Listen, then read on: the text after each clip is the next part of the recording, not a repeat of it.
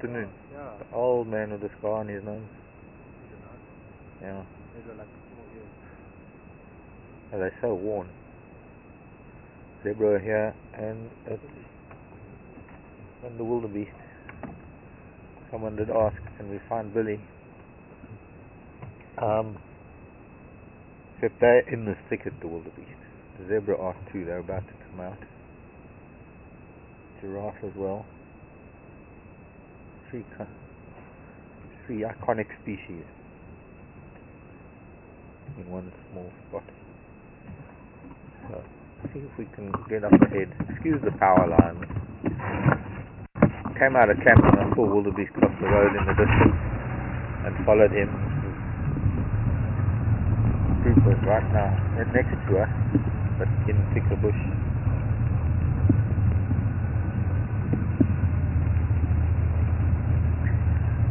And at least 4, maybe 5 giraffes.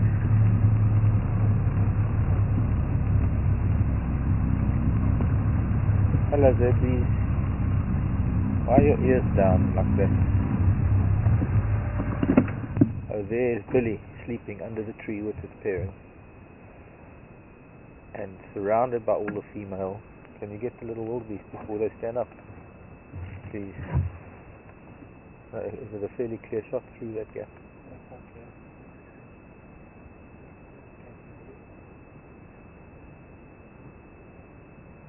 Billy tucked in a ring of...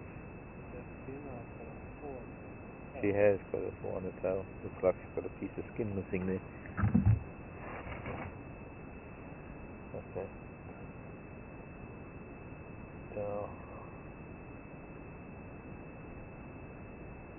And she's got a few claw marks. She had a recent encounter with one of the cats. Yes. And our zebra too. Zebra and giraffe legs. Look at that. The zebra's face is where the giraffe's ankle is. So a zebra is as high as a giraffe's ankle. Yes, zebra disagreed. He went. Welcome to Wild Earth.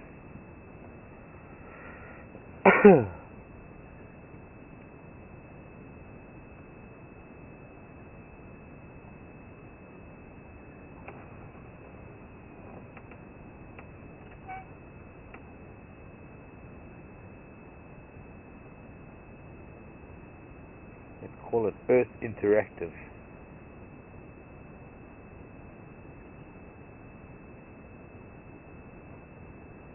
Thornybush Private Nature Reserve at the moment. And these are some of our local clans. A family of giraffe. Small family unit of zebra.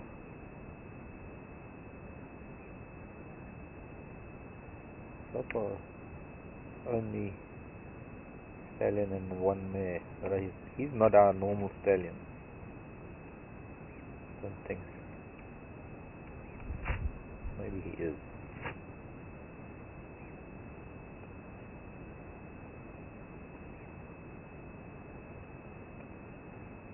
Only I was a few feet forward.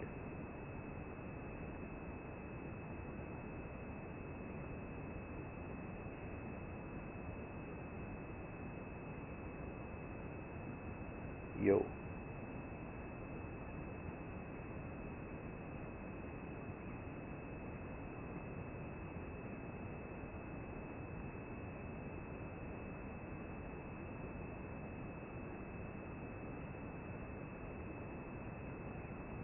Debbie. Or Deborah.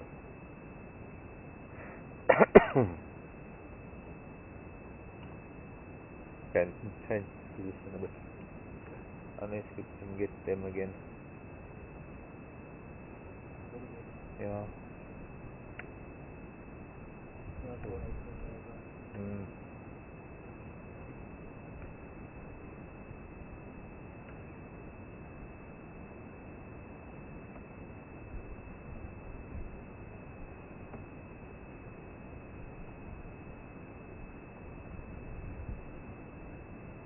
So the question from Debbie was, the red velvet mice, incredible creatures.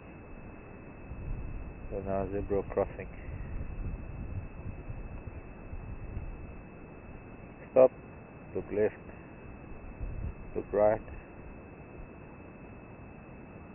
Thank you. Look left again, proceed. That's a very road savvy zebra. The stallion too, look right, look left again, and proceed. Okay, look right again as well. I think he is a different stallion.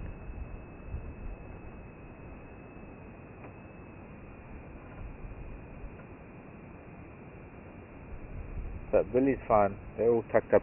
The weather changed today, came overcast, and the cool wind came up, that's why they're all sitting underneath the trees there. Nice to leave them sitting. Bye, children.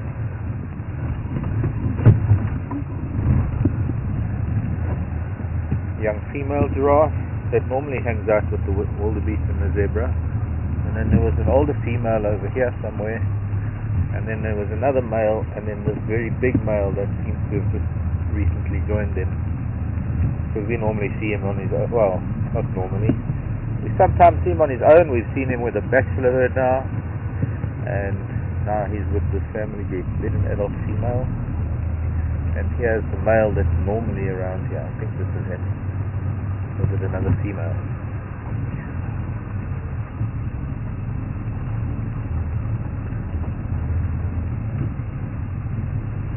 Another female. Oh, so there are actually a couple more females around. Oh, there's another female. We might see her. She's a bit more open. Oh, a bit more open to being sold.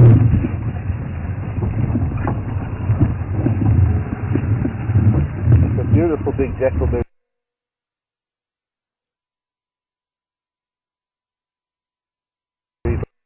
behind it.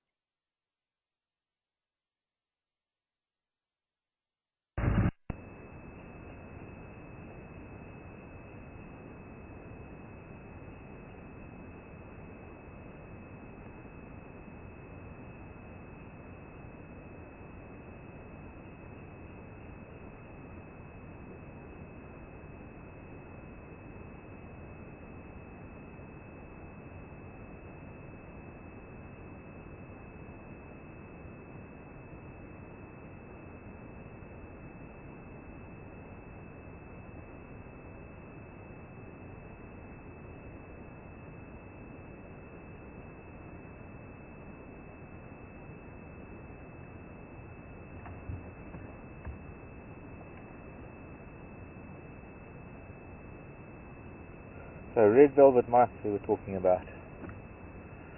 The most beautiful creature that comes out in the summer months after the rains.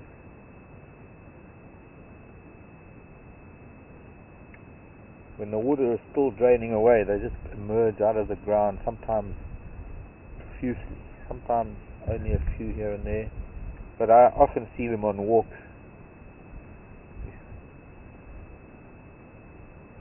Occasionally you might see them on a drive. And a mite is essentially another member of the spider family, or rather the same family as the spiders.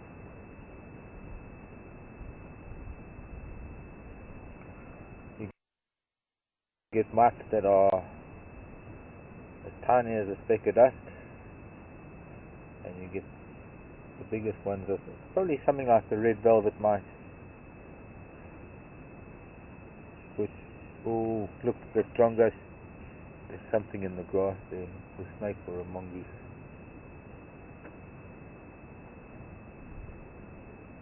I don't know.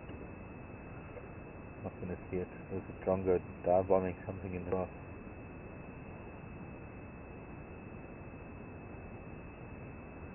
Still is.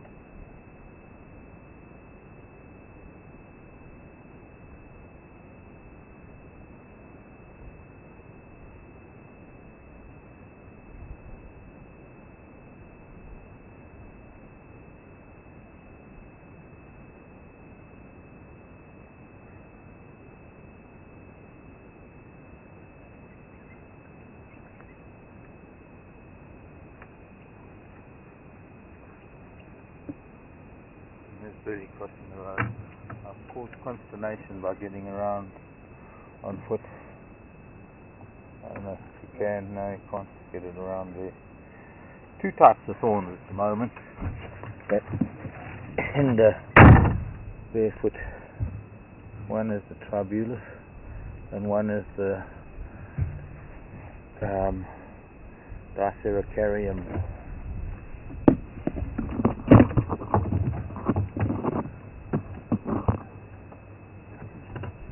Tribulus are quite small. It's like they just no way that they can't fall without a thorn sticking up. Double negative. Sorry. But whichever way they fall, there's a thorn facing up. And then there's the devil's thorn. It's always facing up. So what the drongo was freaking out about was there was a white-browed scrub robin that had caught one of its insects in the grass. That's what the drongo was. This drongo was mobbing something in the grass, screaming at the top of its lungs. And all it was another bird catching one of its insects. Mine, mine, mine, mine, mine. So, chased the giraffe away, woke up the wildebeest, and disrupted a peaceful Monday afternoon.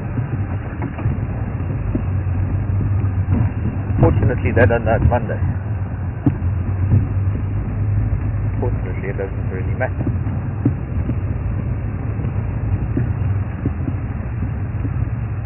Hello, squirrel. There's a squirrel, James. Oh, gone up the tree.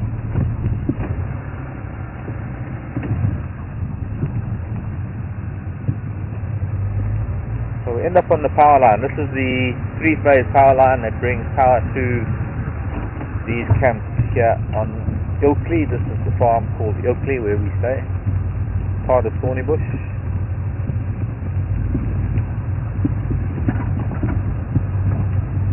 And there is the camp we live in.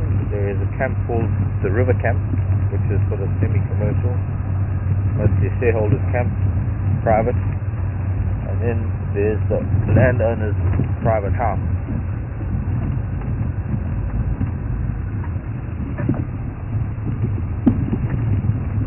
All under three-phase power, 220 to 240 volts.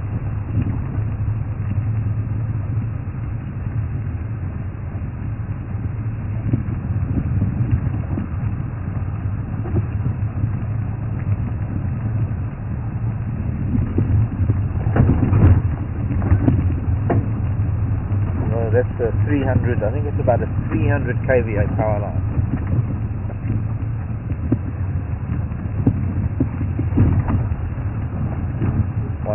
Per line, maybe.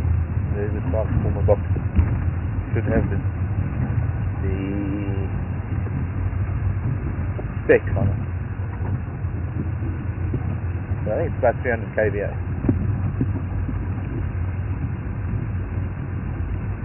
Franklin's in the road with the little one.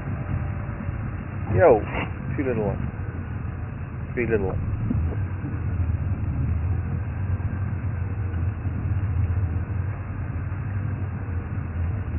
Okay, can you turn down channel 2 just a little bit?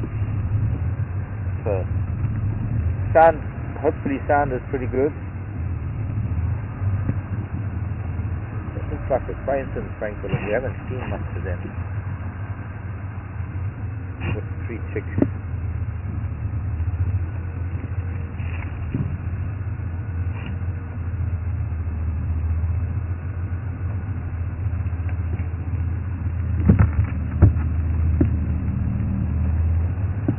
How's the sound, folks? Aaron has redone the microphone.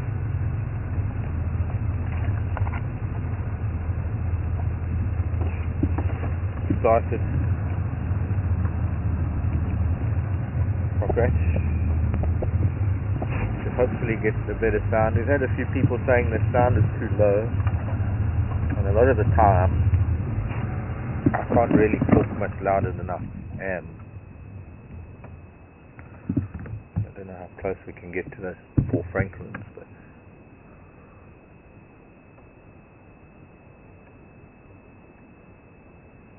yo.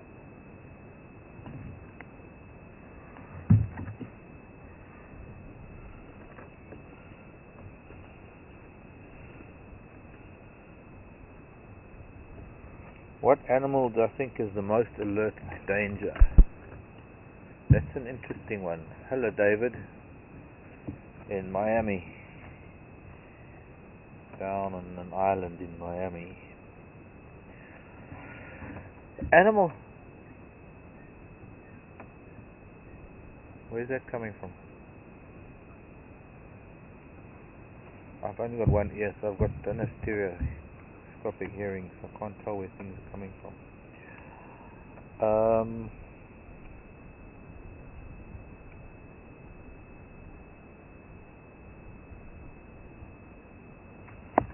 Those are Natal Franklin. Natal Franklin. I get them mixed up, I don't know. Franklin is the dark with the red feet and the red beak.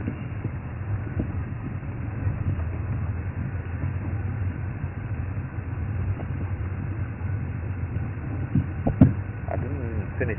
See, I got distracted again from there. There's another bird we haven't seen yet. Talking about the red velvet mice. Fortunately in the grass, I should be able to get a decent shot of it.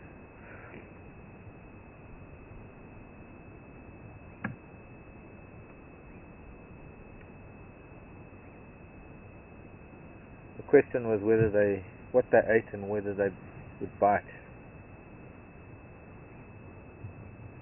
I've only ever seen them eating other arthropods, spiders, insects, millipedes, and they'll eat dead insects, recently dead ones. Well, dead insects dry out very quickly, so they're of no use to anything. It was just a skeleton.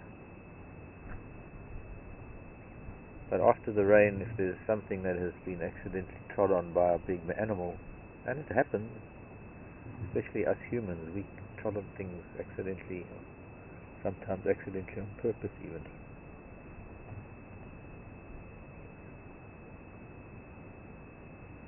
So this is the red-billed hornbill. We saw that yellow-billed hornbill eating chameleon, and this is the red-billed digging for whatever it can find, really, insects, seeds under the roof.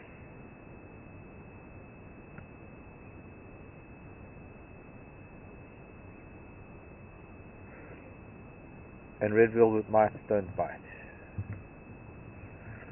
And now that I've really confused everybody by mixing up my statements, let's move on. Right, what else haven't I gotten back to?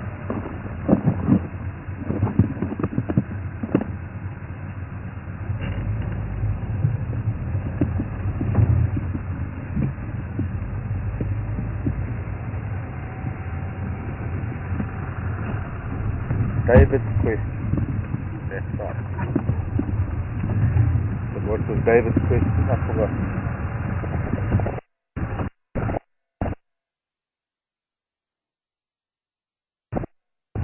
The animal that is the most alert to danger, if I'm not mistaken. But it's all because most animals that live in really signal is choppy. Well, then I stop talking. Very strange.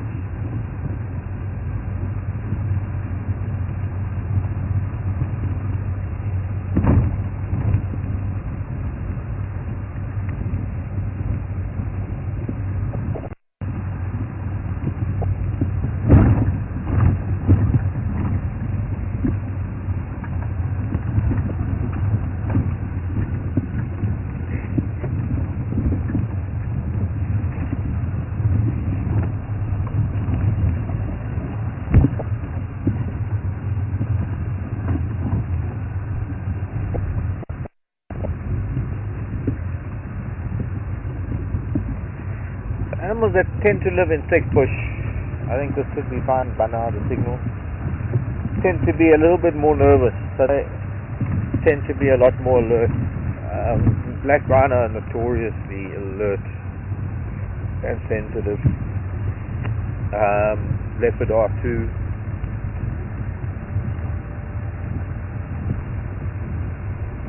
Elephants are very sensitive, but it also depends a lot on where it is, because different types of behavior from humans. Hang on a sec.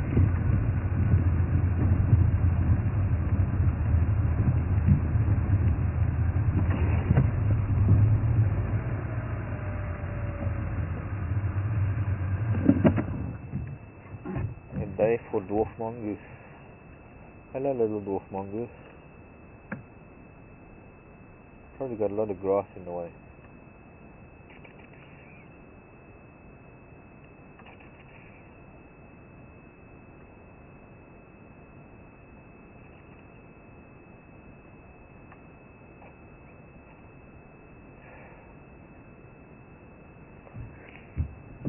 So depending on the behavior of the human beings, of course, that dictates the. I mean, if we're talking about human danger by humans, if it were the case of animals alert to danger from other animals from predation, that's a bit more difficult, because everything has to be. But most definitely, when you live in thick bush, an animal that is moving around in dense vegetation, it's not going to be able to see danger, and when it does, it's going to be very, very close, so it always has a faster reaction time. So you guys react pretty quick because you've got so many predators. And you guys dive down your holes at the slightest hint of danger.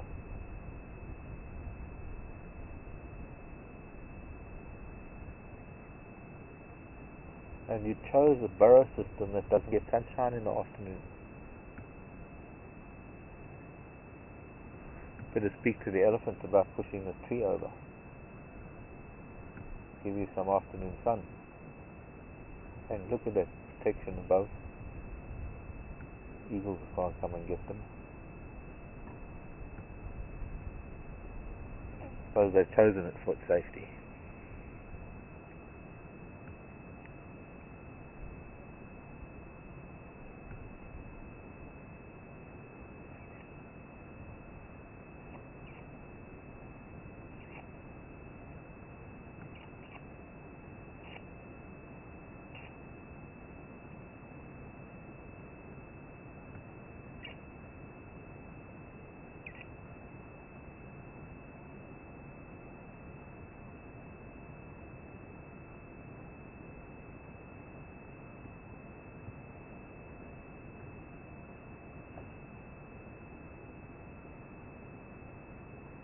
Yo.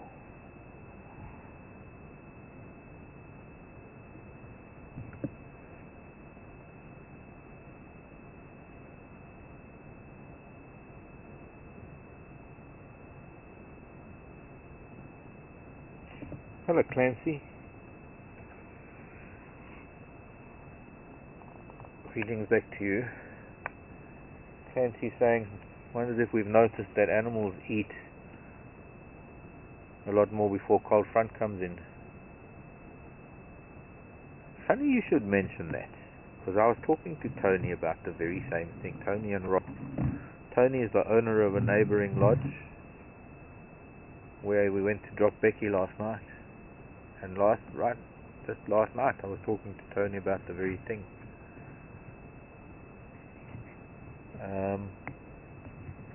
Perhaps more so, especially the ruminants, because they know that when a cold front comes in, they're going to tuck themselves under a bush, and they're not going to have the opportunity to go and select food, but they're going to have ample time to process food, and the more food they have to be able to process, the longer they can stay tucked in under a bush, conserving heat and energy.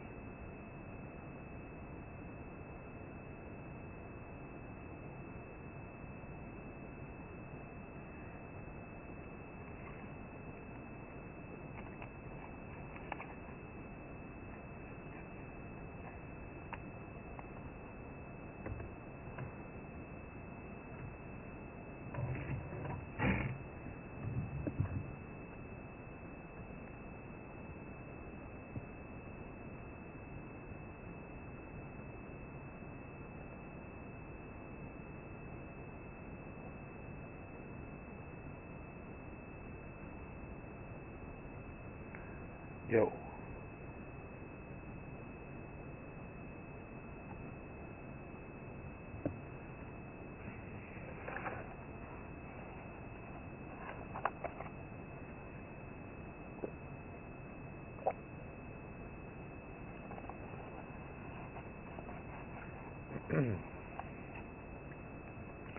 Oh, and that's also true. The Sengis, or elephant shrew, the Sengi elephant shrew, East Africa, no doubt, Owen. Very alert. Even all the shrews, in fact, but all the rodents. And you see how their especially the shrews, how their metabolism is so sped up. They live an ultra fast life that everything is in short, sharp jerks. They've got to consume more than their body weight in a 24-hour period to maintain that kind of super sped up metabolic rate. And they are very, very alert little creatures. But on a scale, I would say that the other factor that comes into play for any species is, I suppose, the more predators you have, the more alert you have to be. And it brings to mind a particular study that was done on guppies, I think, in Venezuela.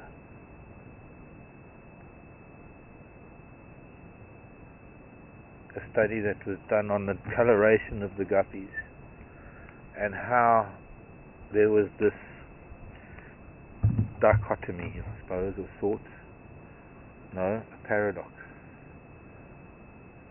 perhaps, where the males, through breeding, would tend to be far more colorful, to outcolor, to outdo the other males, so that the criteria of dominance and the criteria for selection is the most elaborate colors and fins.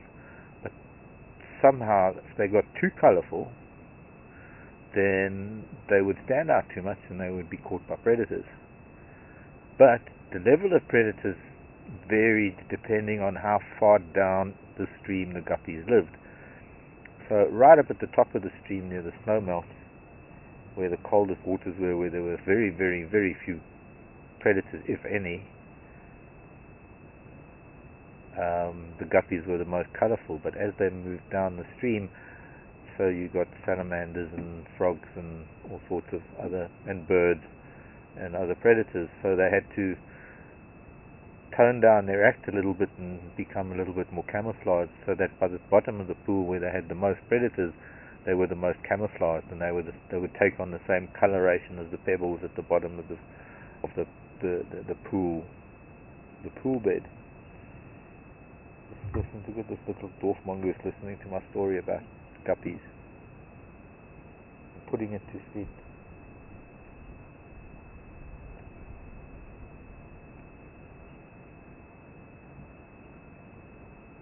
So alertness depends on the level of predation you suffer as a species.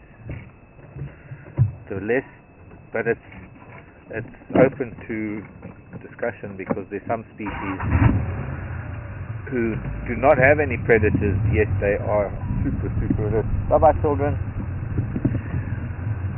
Super alert. Like rhino, hippopotamus, elephant. Although it can be said that their only predators and their only danger comes from us humans, and it's only in the last couple of million years that they've had to become so alert to us humans. In fact, it's only in the last few hundred years. I could say it's a few thousand, or even a few million, since we were hunters, since we became hunter-gatherers. Changed the dynamics of our status in the natural world. Since we became greedy, well, that's a different matter entirely. Because now we just take from nature, and no matter what we give back, it's just never going to compensate for what we've taken away from it.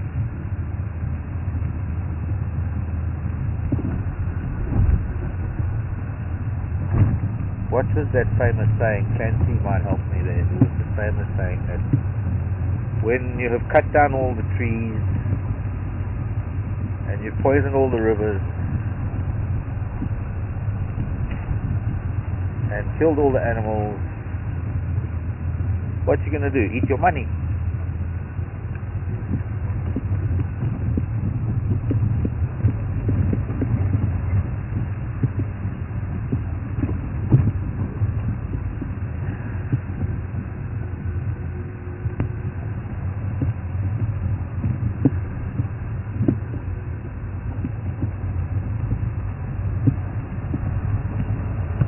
Questions to drive questions at wildearth.tv, all lowercase letters.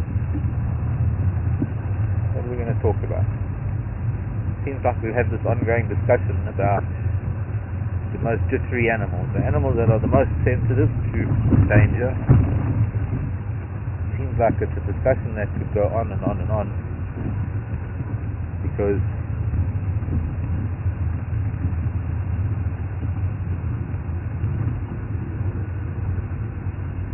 even fish in the sea, I've noticed on dives,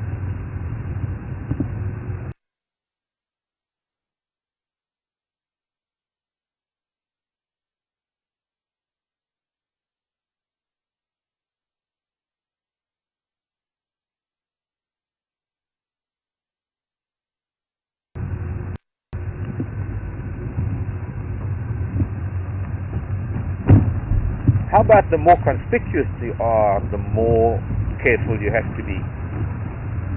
Well, I suppose I've just covered that subject with my story about the guppies.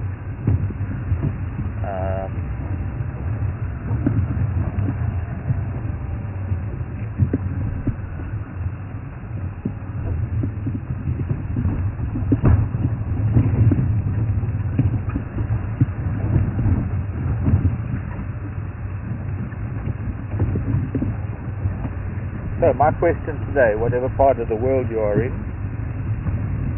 where you are, and who would be the most sensitive to danger in your part, which animal would be the most alert, sensitive to danger? Would it be the animal that is most persecuted, the most conspicuous, or the slowest? That which has no defense, that which has no camouflage. Let's see. We're talking about camouflage.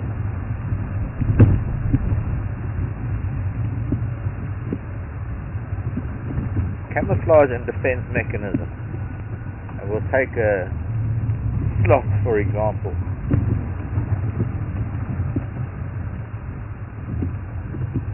The sloth, whose largest or rather primary predator is the harpy eagle.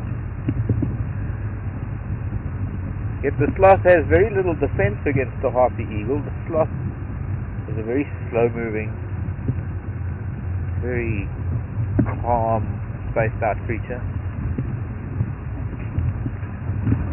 But it's camouflage. It's the fact that its hair develops an algae that gives it a greenish hue that allows it to pretty much move undetected amongst the foliage in the forest. Is its greatest defense. How alert does a sloth have to be?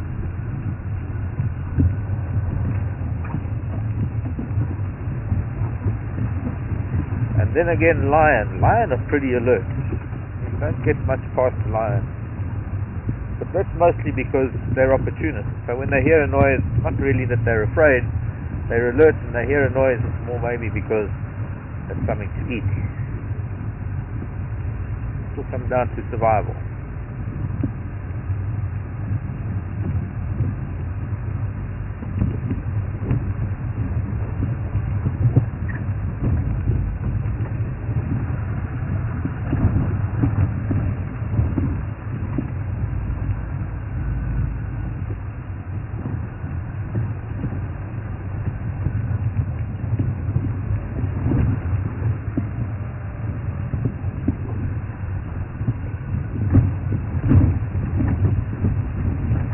Yebo.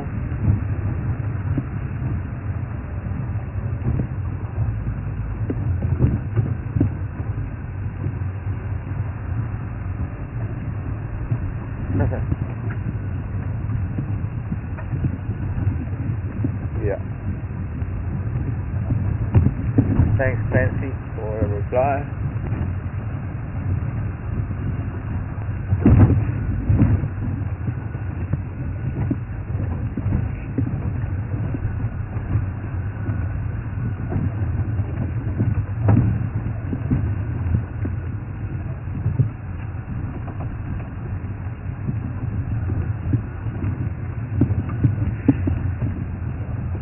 Once again into the baboon's den.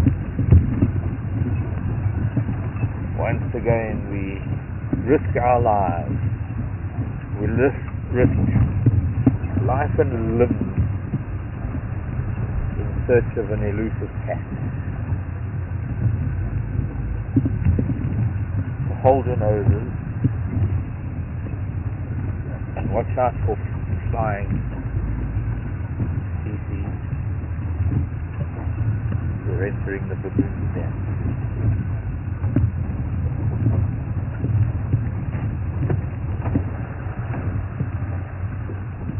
Oh, the Nyala bulls have left camp. They're coming through. Yo!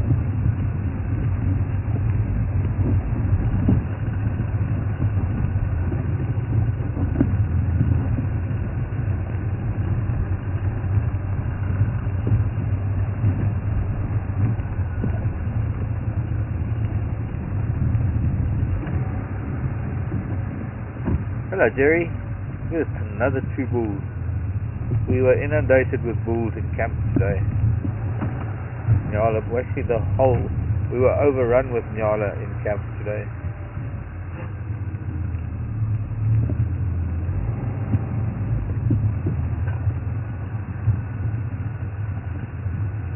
And they're all leaving camp now. Good.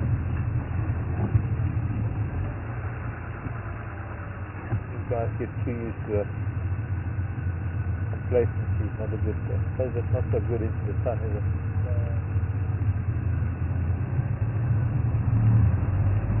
Complacency is a bad thing. And those horns are sharp.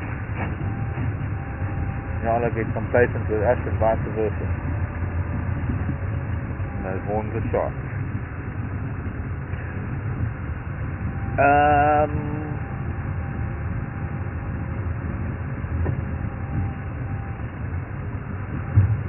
Where was I? Mongoose and meerkat was the question from who? Pardon? No, I'm saying meerkat. Oh, meerkat. I've never really lived with meerkats, so I've never seen meerkats and mongoose interact or compete for the same burrow system. Did you ever see anything like that? In the Kalahari, they kept they had a relationship so that they would share the same burrows. Really? Yeah. Mongoose, especially the yellow mongoose. Yeah. And the slender mongoose. Okay, so they were solitary mongoose. Yeah. But probably not a communal species like the dwarf mongoose or the banded mongoose. No, not really. We only saw maximum 2 together at the same time. Oh, what, yellow? Yeah, yellow mongoose. Yeah, no, they don't live in groups. So, there's an answer from somebody who comes from the Gosha meerkat. David saying, okay, in case you didn't get that slender mongoose or yellow mongoose would share a burrow system with meerkat. But I doubt whether a social species like the banded or the dwarf mongoose might. I'm open to correction. I simply don't know. I don't know.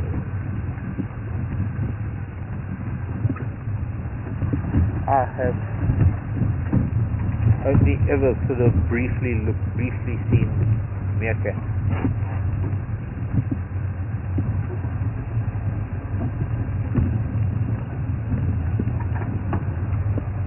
I don't know meerkats at all,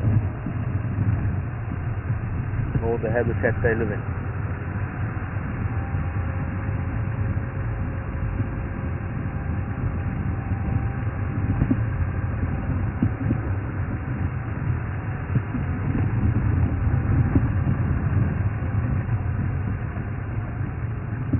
before.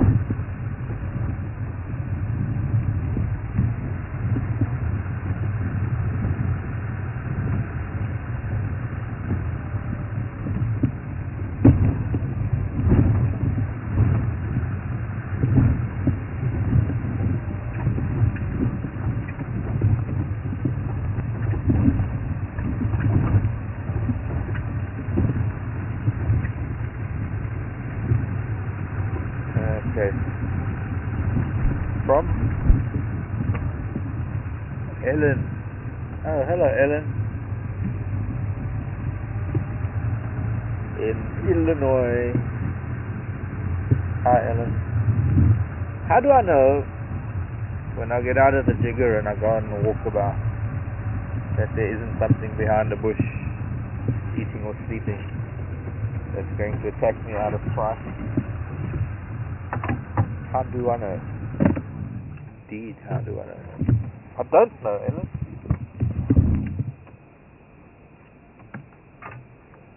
Don't know if any of you remember, but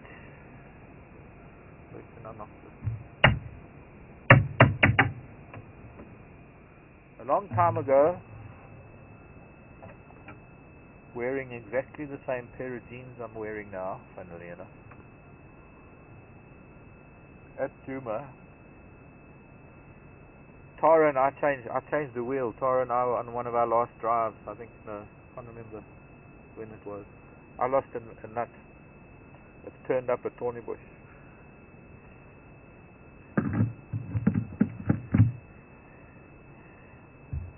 Pretty nice. It's the mechanic's engagement ring. Nut stuck on my finger. Well, was that a bad joke? No, the engineer gets diamonds drilled by... Go away, fly. A fly? That's interesting. There was a fly on my nose.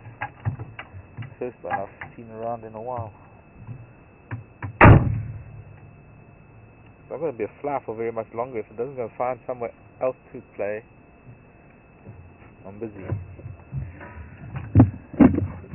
I don't know if there's going to be something behind the tree. I do look around. Can't be sure that there isn't. This previous time when I went to look to see what the drongo was complaining about, that was easy enough. There was a whole lot of giraffe and zebra and things. Oh look, there's warthog, there's a heron, there's a warthog on the other side of the water. That's going to be a nice reflection if they just don't run away. Unfortunately the heron's going to probably fly off. I want those warthogs to stay there. Oh, and there's a kingfisher that just dived in.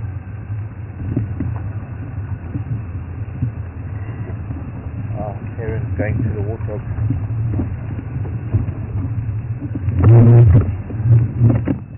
Oh, and a hamerkop right in front of us. The hamerkop can wait. The pigs might leave. So maybe the pigs are more important. Hamerkop was with the three-banded plover.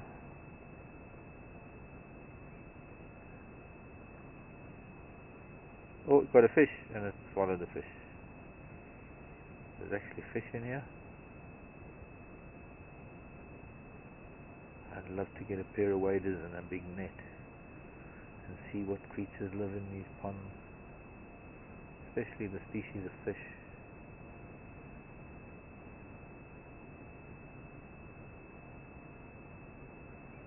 Maybe a couple of black garbage bags tied to each leg might work.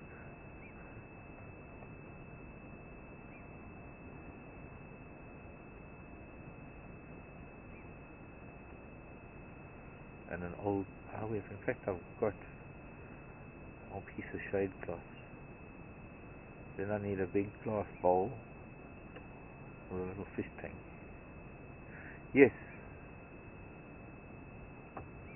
Yeah, right. Brown-hooded kingfisher, that's not really fishing, it's just getting a bath.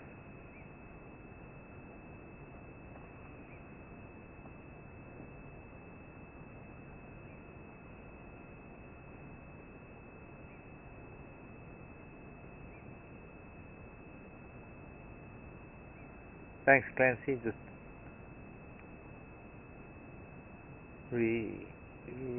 correct. Oh, Harmaco's got another fish.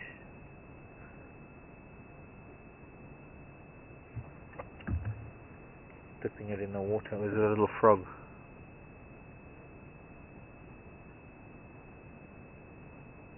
Ah, the little frog. Poor little amphibian.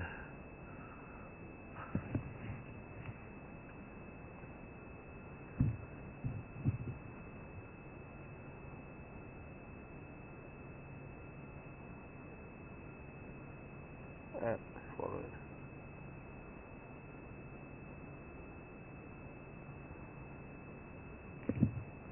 Can you see its reflection as well? Yeah. When the last tree has been cut, the last fish has been, I must still get it wrong. But Fancy just saying, I'm not really sure which Native American tribe is attributed to that quote, or rather credited with it. The last tree has been cut down and the last fish has been eaten, when the last river poisoned or stream poisoned. What will you do then? You eat your money.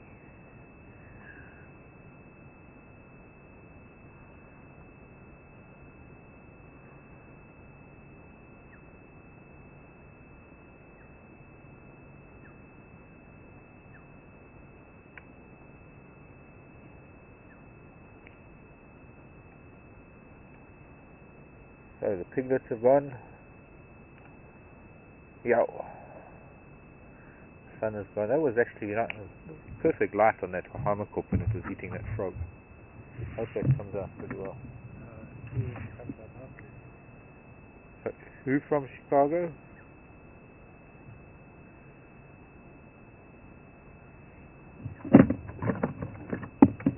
Ed, Chicago. Do we have ostrich? I don't think so. We don't have down here, no, but I don't think there are ostrich further north in the reserve. I really don't think so.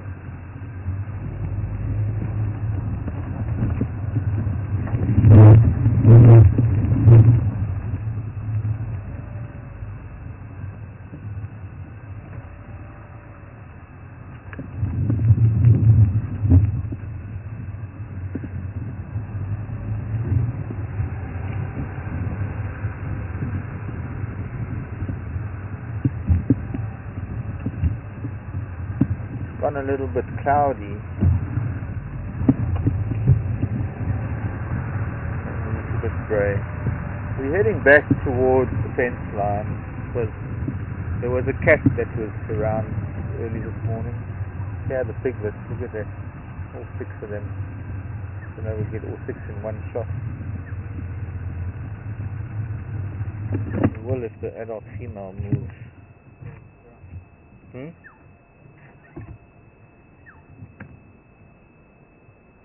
Hello, piglet.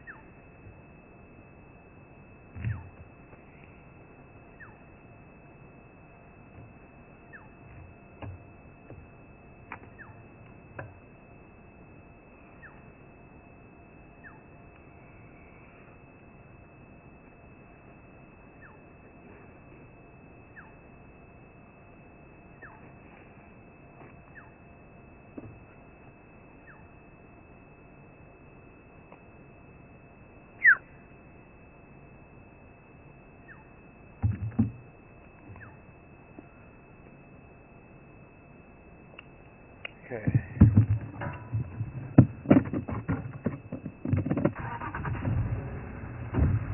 So, Yebo.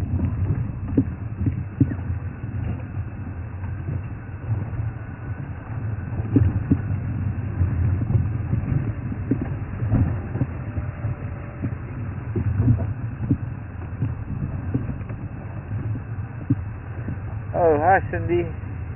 What happened with Tara and I? With me and Tara and me. What's the best? grammar there. What happened was I was changing a tire. It was cold, so I was wearing these same jeans. So I only wear them when it's cold. We had a flat, and I was sitting down on the ground changing the wheel, and one of the wheel nuts disappeared.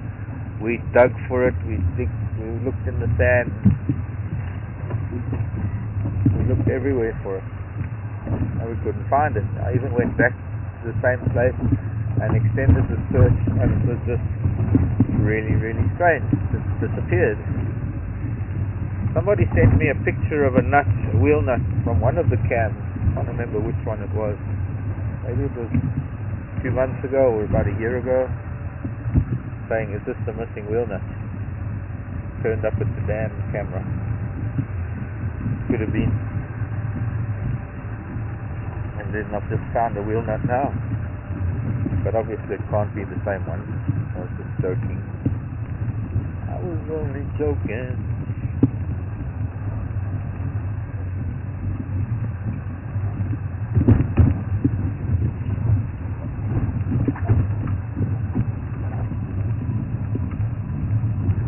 This is the baboon's den. Fortunately, there aren't any of these marauding primates present.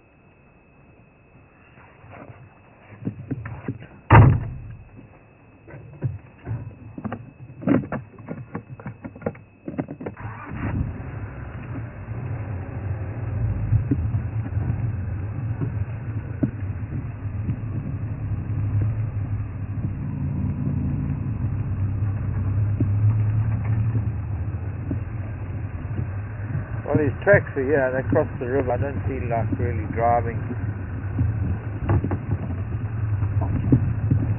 along the fence line for the rest of the afternoon, just in case he's up there. Maybe he'll move tonight and we can find him tomorrow. We'll try at any rate.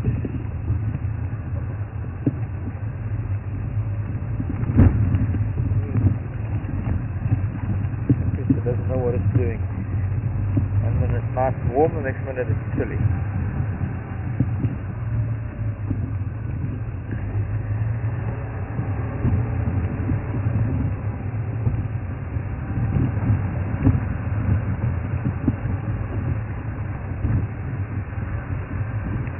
Yes, sorry.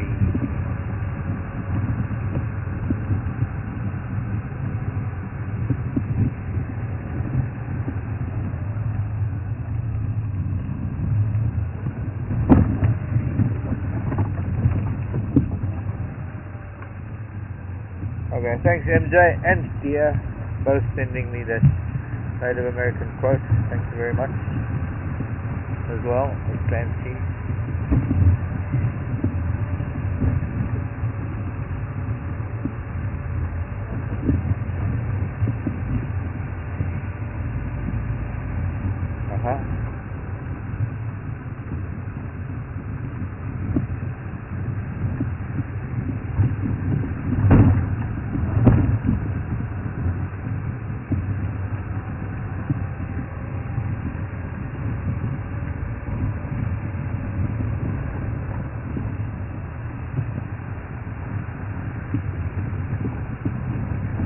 Laura, good afternoon.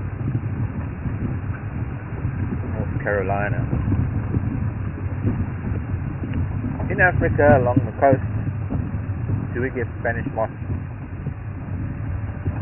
or other similar air plants?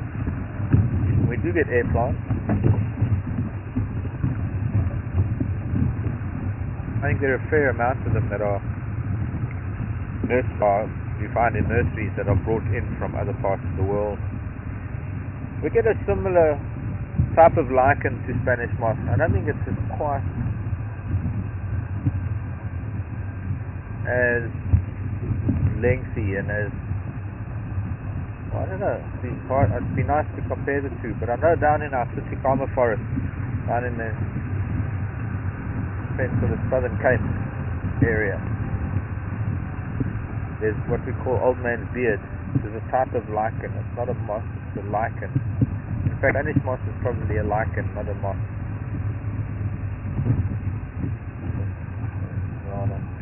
There was a big herd of buffalo down here this morning. I wonder where they went.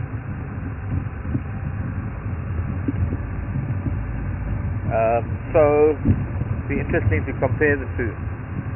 Lichen, L-I-C-H-E-N. Lichen is a rather remarkable organism because it's not an organism, it's two organisms.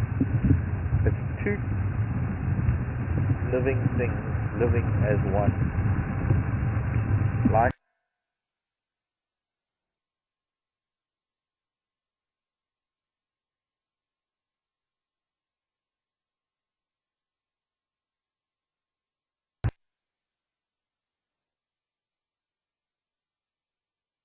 find you some lichen.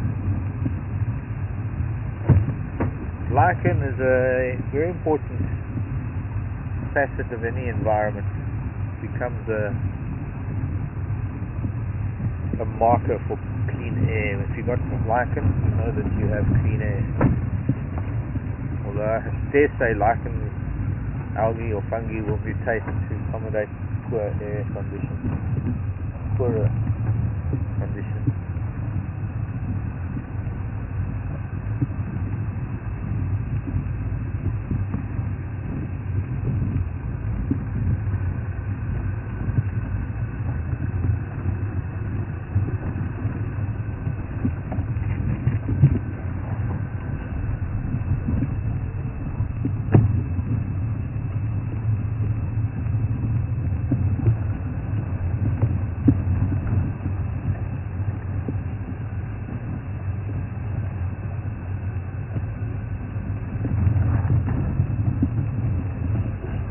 Yes.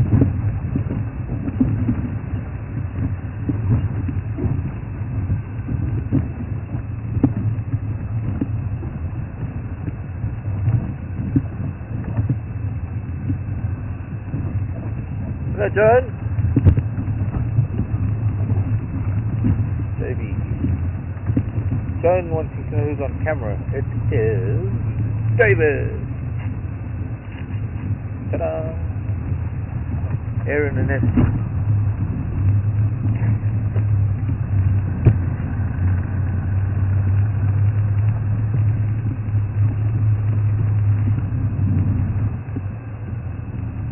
All the buffalo came.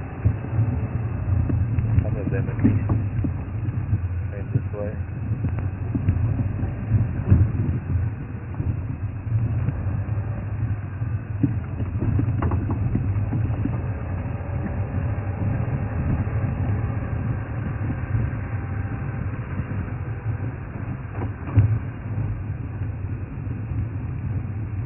Sure. Heard the buffalo came through here. Let's go find them. Oh, they left a bit of a mess.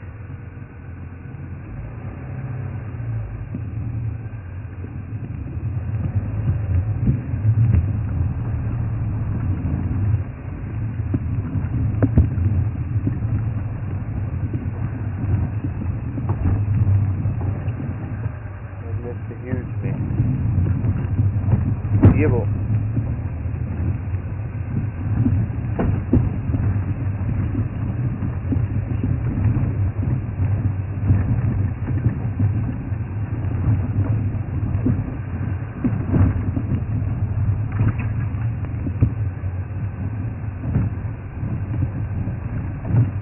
Robin from Maryland.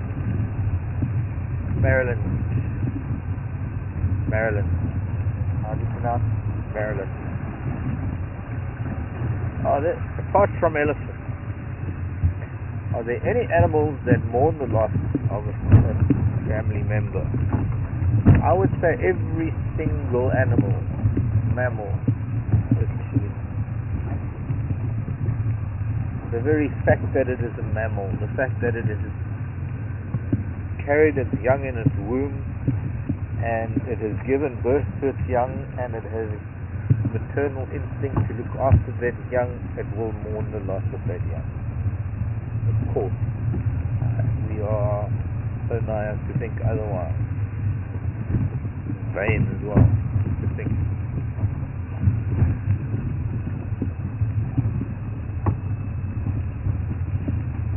I don't know to what extent other creatures who are strictly maternal, or no, strongly maternal rather. Birds, I'm sure, do.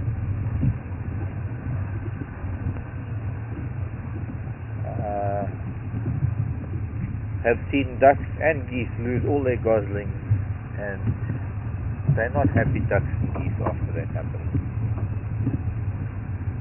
But once again, it comes from they care for the eggs, they care for each other, and as soon as, well, there's a maternal and a paternal instinct there. So as long as there is, there will be mourning, there will be loss.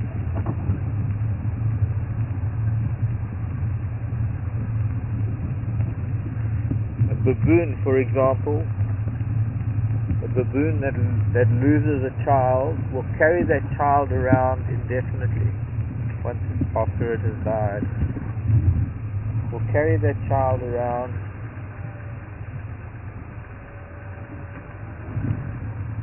until its body just literally falls apart from desiccation and decomposition.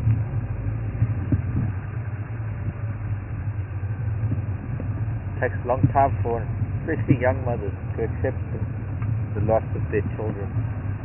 Child in the primate society, a child gives you status because you have born the progeny of the alpha male, and so you're worth something to him. In the sense that, the child is. in that it's his gene, and it's his job to defend and ensure its survival. Hey squirrel, you have to run away. The people that want to see what a squirrel looks like.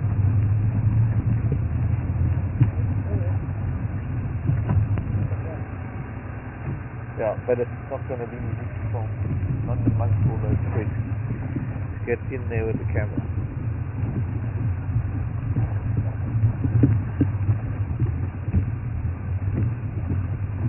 Hello, Impala.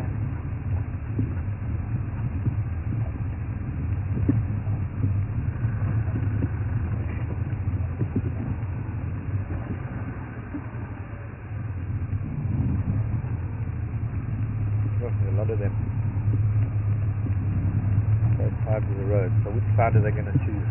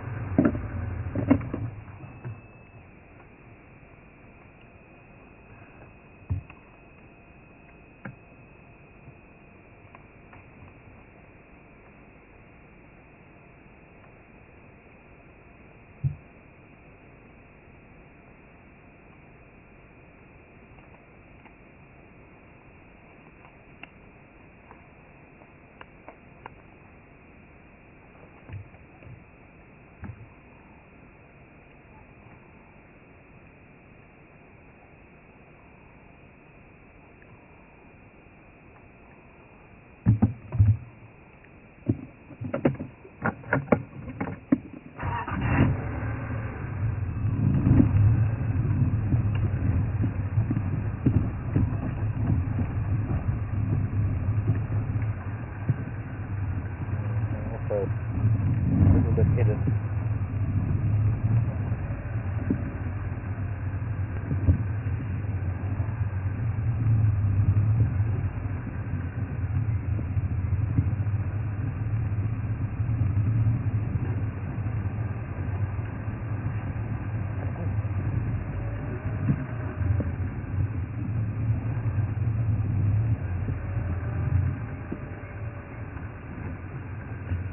Francolin screaming up ahead.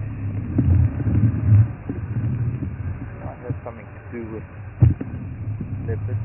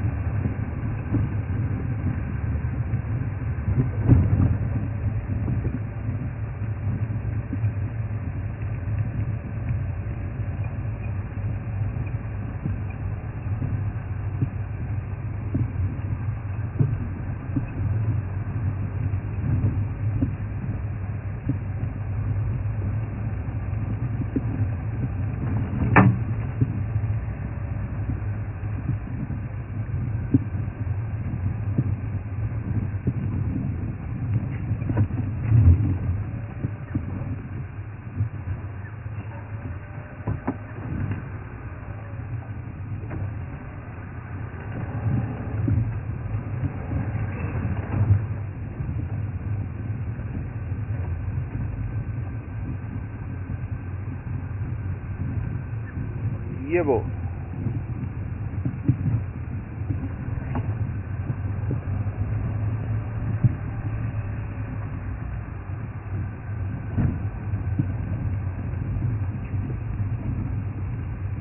Westminster.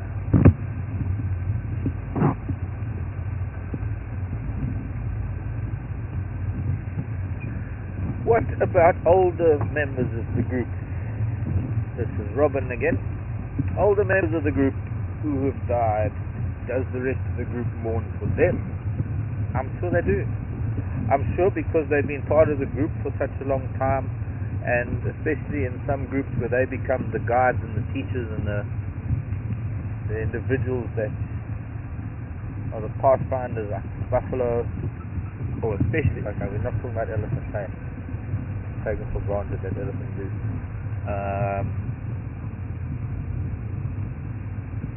I don't know. I'm sure they do, but I think we've got to accept here that there are different levels of mourning. That an impala that mourns the loss of a sister or another impala can't really afford to be too depressed about it, because it's going to get caught by a leopard very soon. There's a fair amount of having to get on with life. I think the bond with another member of the herd is different to the bond with a child or a mother. And so the level of mourning will probably be different. I don't know how we would judge that.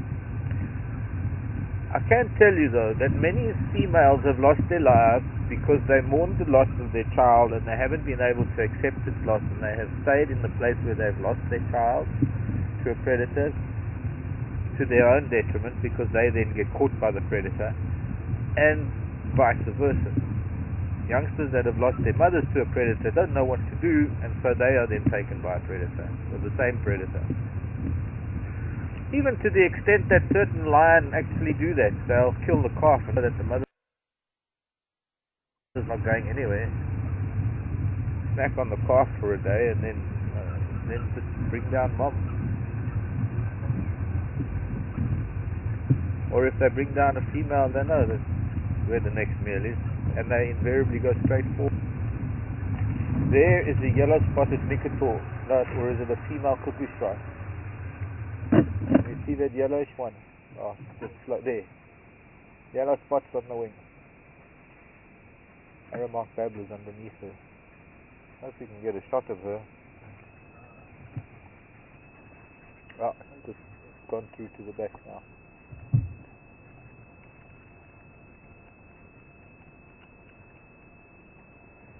I think that was a female cuckoo shrike. The female of the black cuckoo shrike.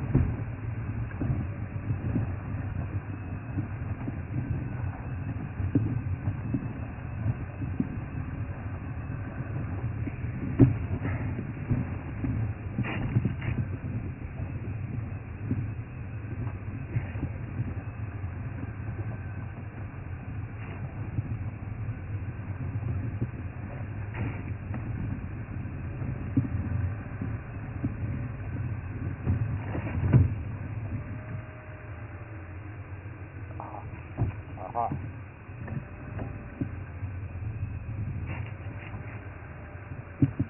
Male going up, female coming down. Female going up. The cats have been up and down yesterday. Then we just heard a lot of shouting in here.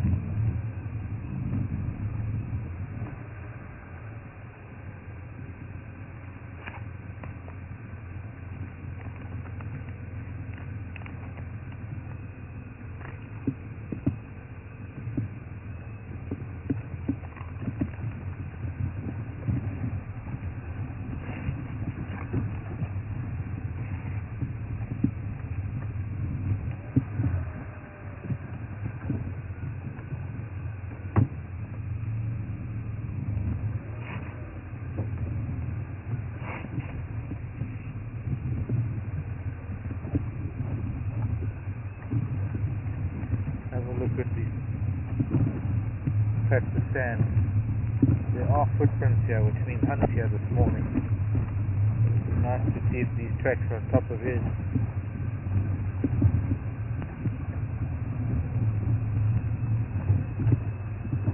Pretty fresh leopard tracks coming down the road.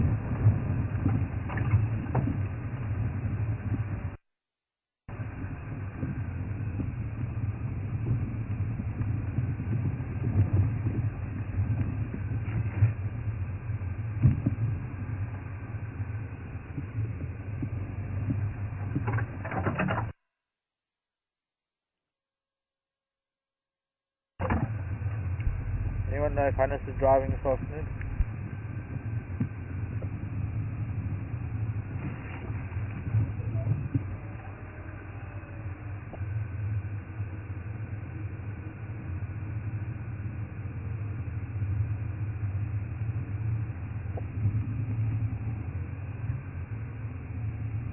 Bombay.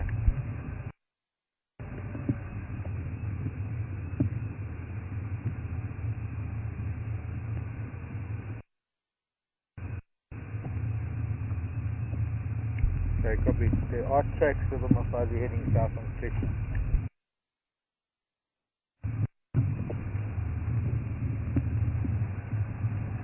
I just want to see how, because there's also a track too.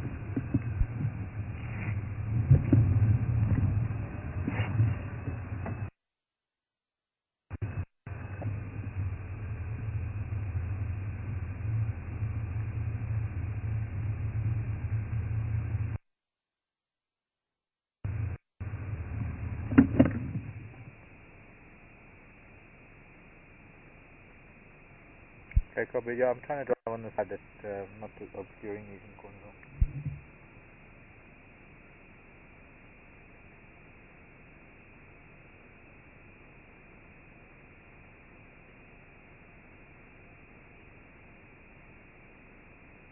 Yeah, I think if you were on Strict North, this is on top of Yom Konzo.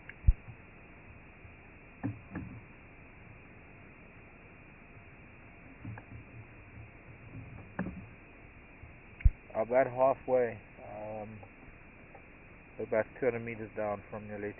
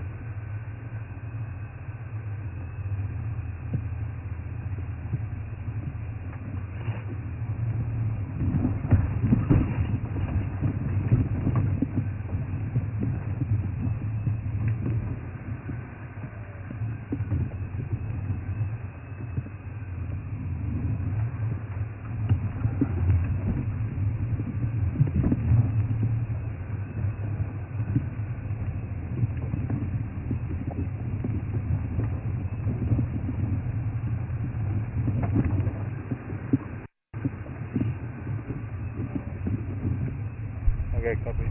Oh, wrong radio. Okay, copy.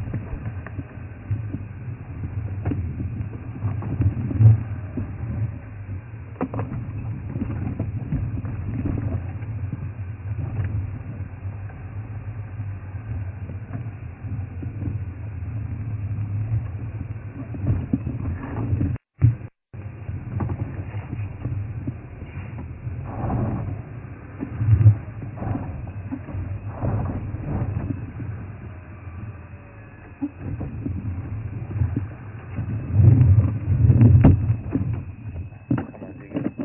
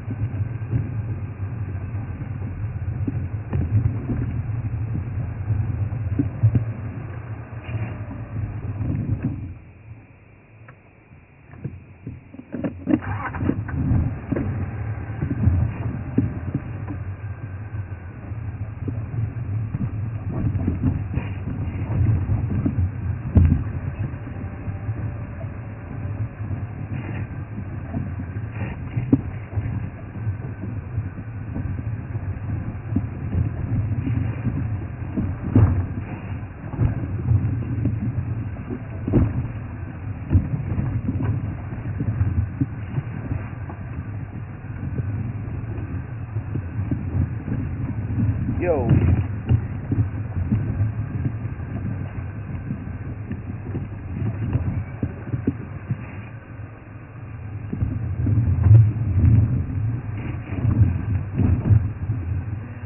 Skip clutch.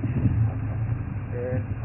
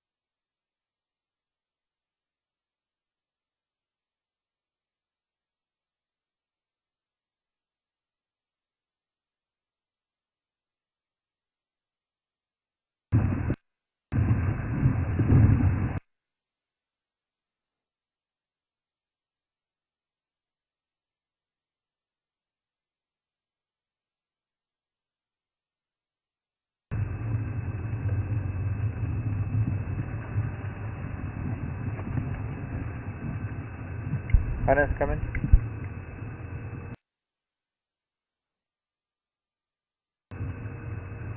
Oh,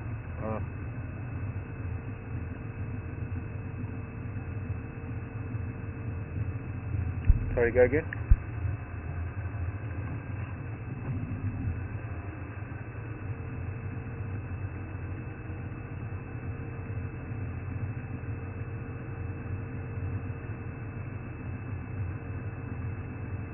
Yeah, that's where I've just left the tracks, and then there's just south of that, there's tracks of the mail coming up to there from where all this Nyali and Thornybush is.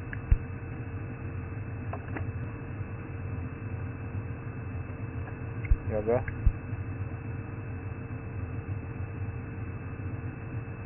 Yeah, just south of that grassy patch where Bushwillow meets, or actually where Stricknot meets Mfundla, because that's where I lost the Mafazi tracks coming down in Mfundla. Oh, sorry, Stricknot.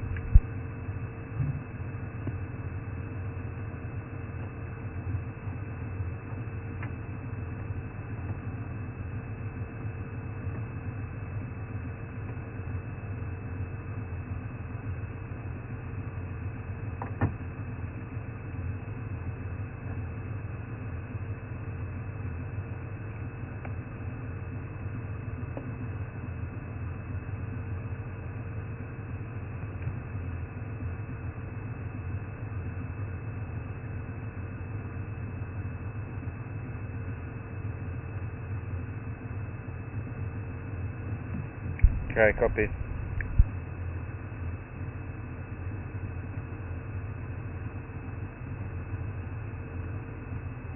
Yeah, but I think they've also been on a kill for the last few days in this area because they've hardly moved.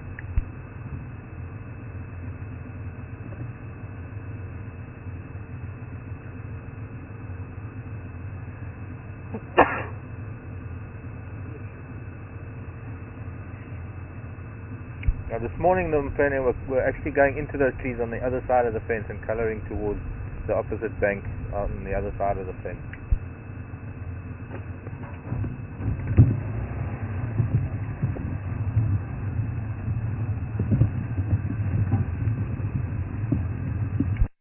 Okay, well, I'm just going to go...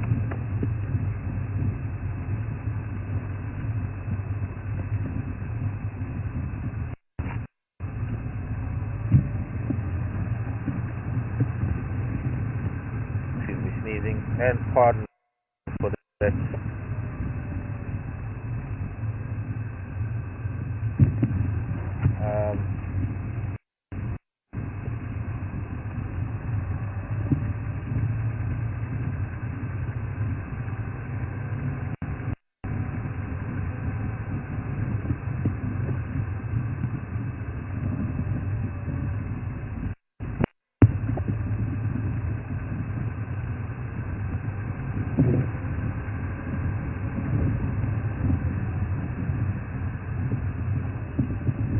Conversing with Hannes about half of these cats.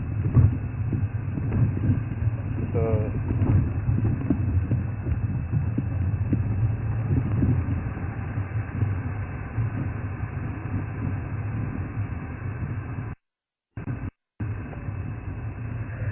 somewhere in here they must have a kill.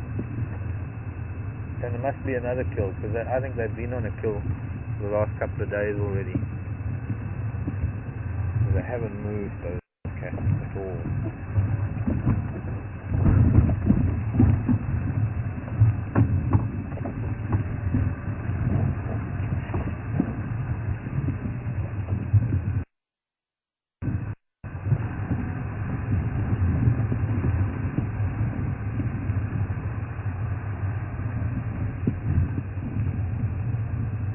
Not much farther. They have moved a little bit. Enough to put tracks on the road that was driven this morning between this morning and now, which goes to show that the time in between game drives is when there are no vehicles out. I think the animals are a lot freer to do stuff. I think to some extent they learn to avoid the vehicles if they don't want to see the vehicles.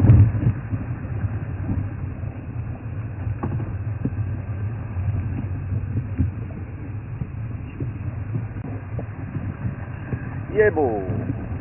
What is that?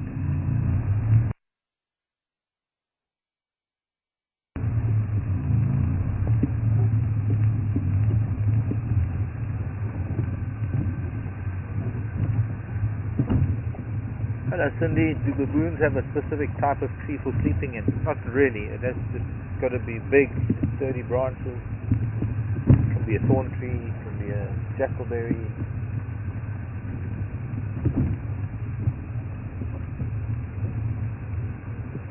Preferably a tree with. Hang on. Excuse me a second.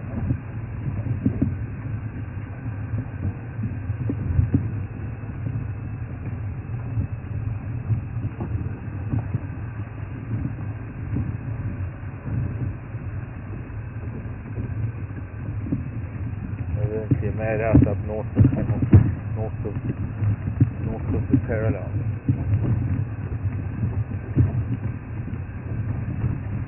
So Cindy, preferably trees with very thin branches that they can escape to if a leopard comes into the tree at night. Branches that are too heavy for a leopard. But no, any large tree within their territory they will select as a primary and then eventually secondary and tertiary sleeping tree. Sometimes they can't make it back to their sleeping trees and they'll use alternative accommodations. They'll find another tree, a Motel 6 type of tree. Not as comfortable as their main tree, but it will do for a night.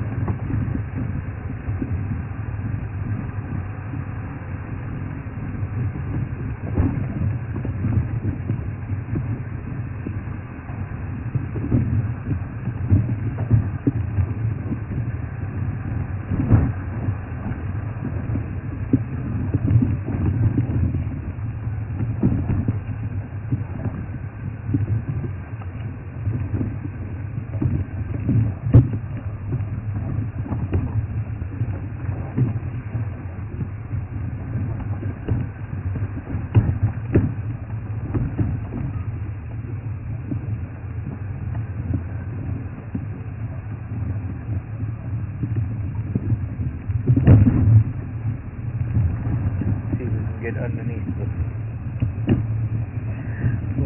stick.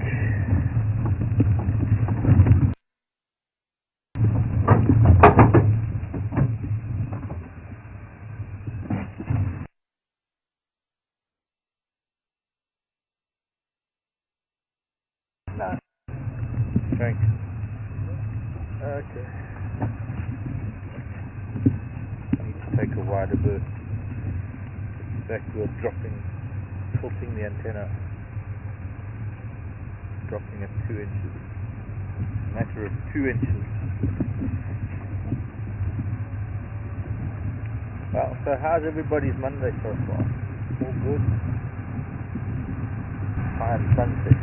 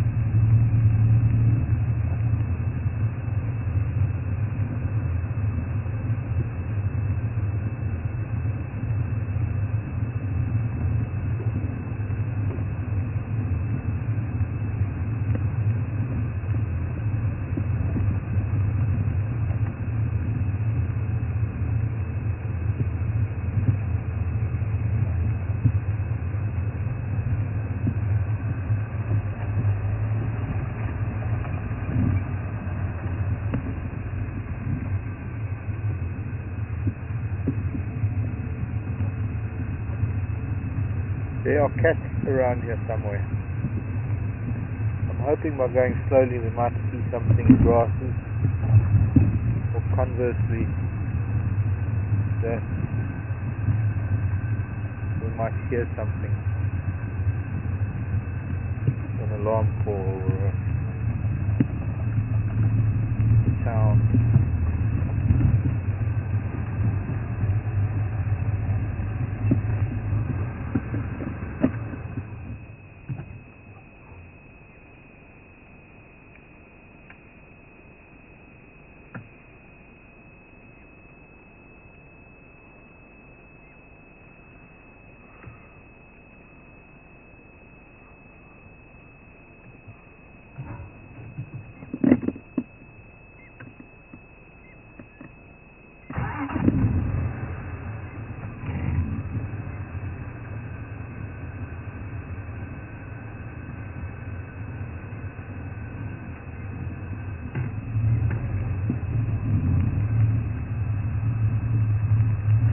Yeah, boy.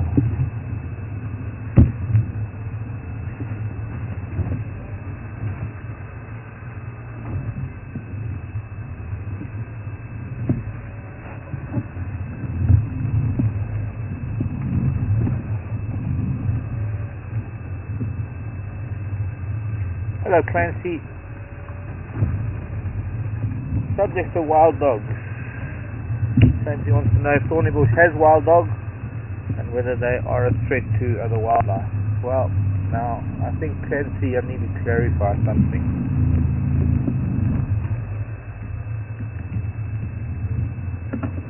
But first I'm going to look at some trust.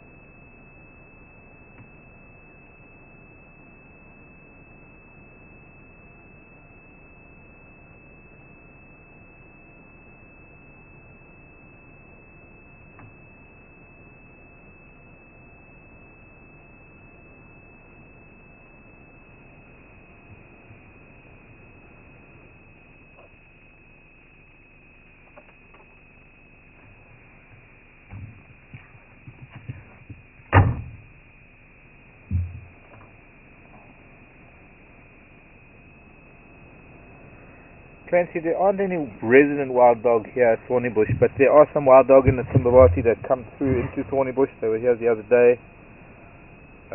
Every now and then they do somehow come in through the fences. But they're not a threat to wildlife because they are wildlife. They are as part of the environment as wolves once were in North America. I think what you might be thinking of are feral dogs rather than wild dogs. Is that sun on the top of the tree, or is it sun? Look at the color of it. Let's go up this road quickly and see if we can see. I thought maybe it was the leaves going yellow, but it's not. It's just such incredible. We'll come back and go that way for the leopard in case they are going to pop their heads out somewhere there. Let me know if we find a gap. There is a little bit of a gap further up this road maybe. Feral dogs are a different story. Domestic dogs that have gone wild and become feral, and we don't have any of those. Occasionally some dogs do get into the reserves because they are taught to hunt by rural people and they've learned to chase animals back through the fence, and unfortunately those dogs aren't tolerated They could bring in domestic diseases into natural populations of animals, like wild dogs or other predators. So domestic dogs that have become feral are not tolerated. Wild dog, on the other hand, are an endangered species. They have every right to be here. So their impact on the environment is well, they don't have an impact. They belong to this environment. They're part and parcel of this habitat. Have always been. Don't know for how much longer. There are not that many wild dog left in the world.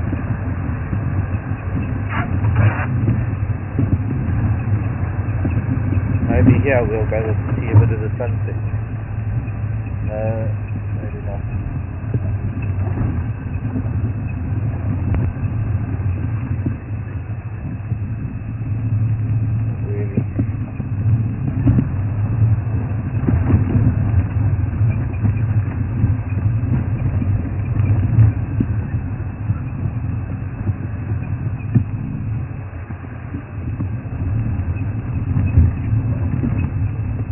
Yebo.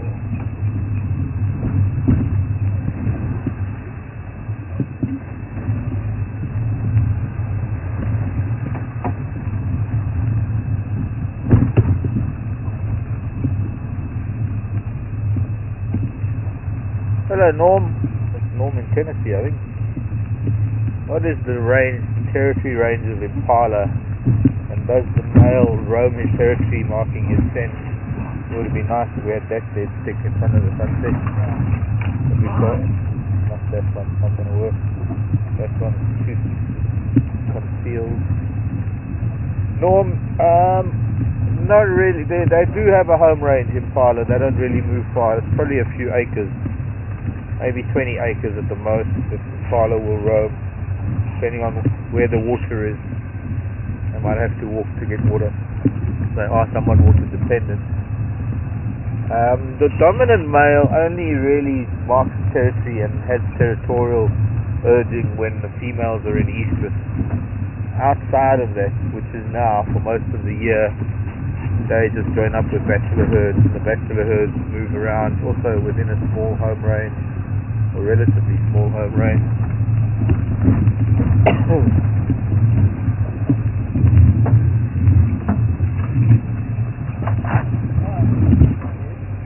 What? Oh, it's called the network. Sorry. Trying to get the antenna through that gap.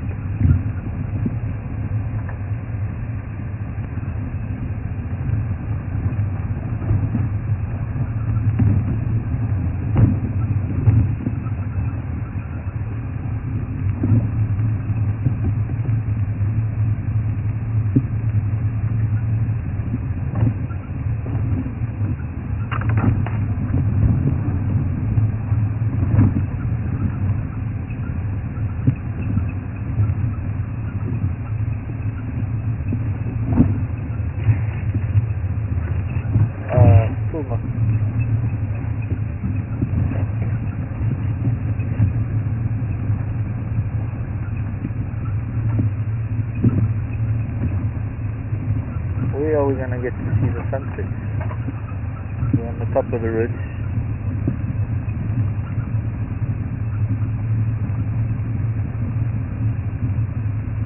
The problem is that we don't get any signal on any west-facing slopes yet. Soon. We'll find out tomorrow, in fact, what's happening with that thing on the mountain. See if we can't sneak across our signal border, our broadcast border, break boundaries.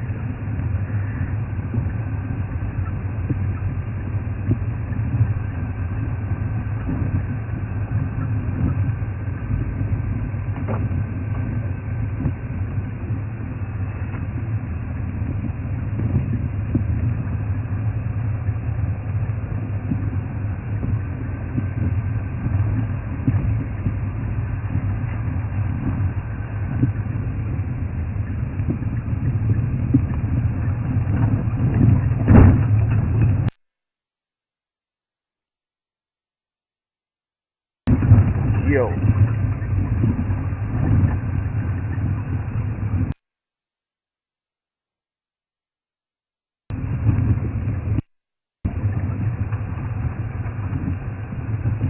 Okay.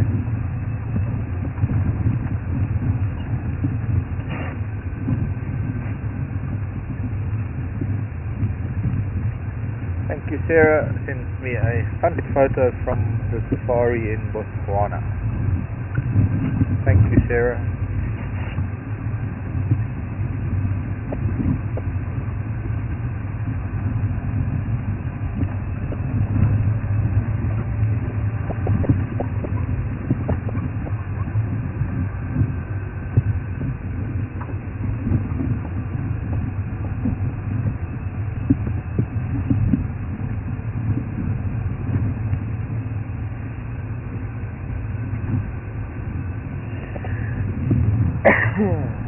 Okay. The sun will possibly peer out underneath that cloud. It was pretty for a minute there. We just can't get a view of it.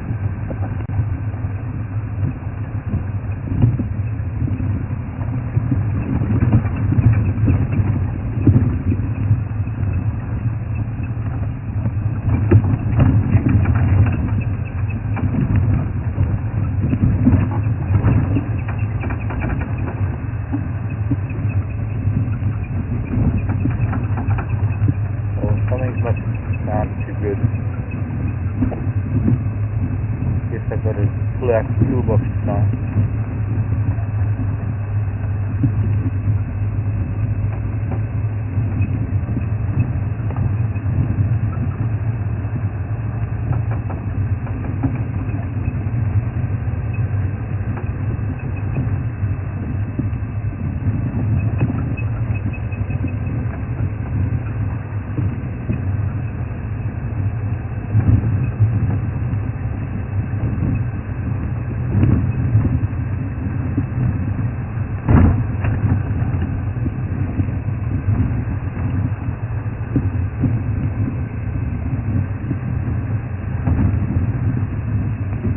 Much cloud, the sunset is obscured. Perhaps.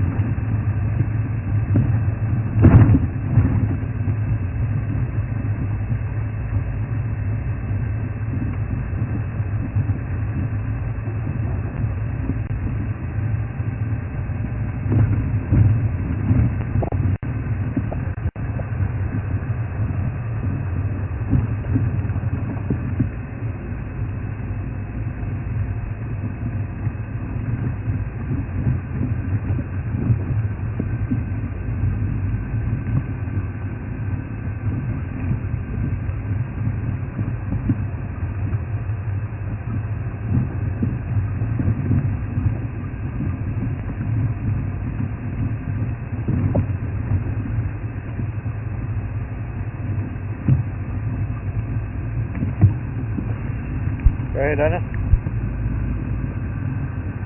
Nothing.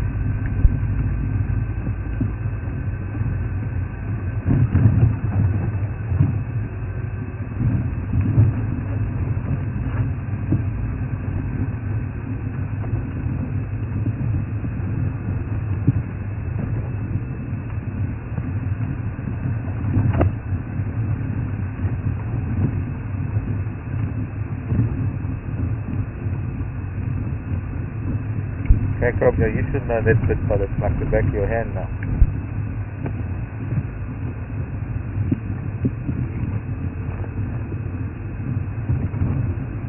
Okay, I'm on your left here. I'm going to start making my way south and got to close down soon.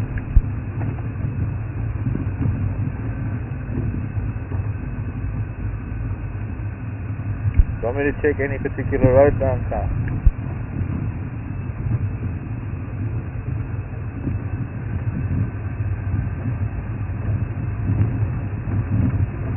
Okay, copy.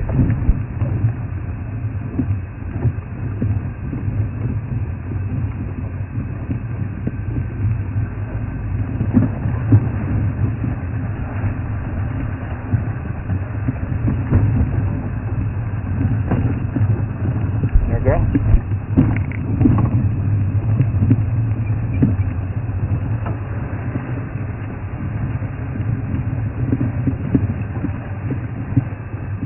There were some tracks coming up. I don't know if you saw on just west of Albeda Pan, where Punda goes up north.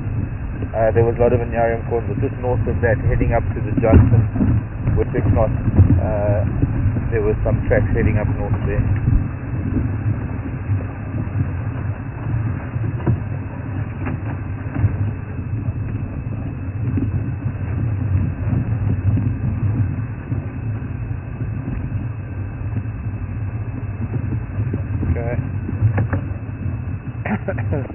Nyala Bull. There's that big one, the long horn here.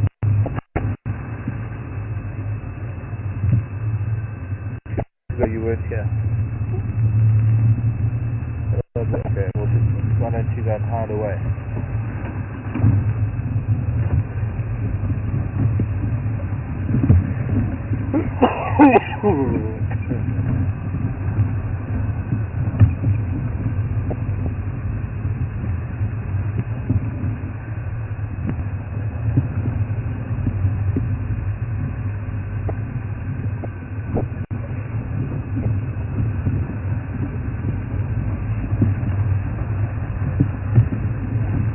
Cat. Important cat to us. This is the Malawan female. That's the older male cub. I don't know where she's hidden her other boys. Maybe what she's done is she's gone to fetch them. She's killed some and she's gone to fetch them because she's spending a lot of time in this little. It's blocked with a K, not a C-L-O-C.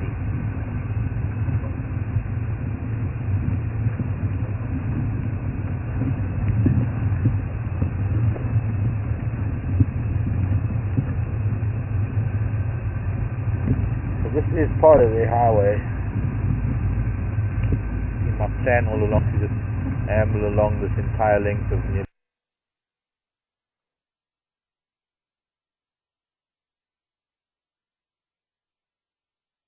road.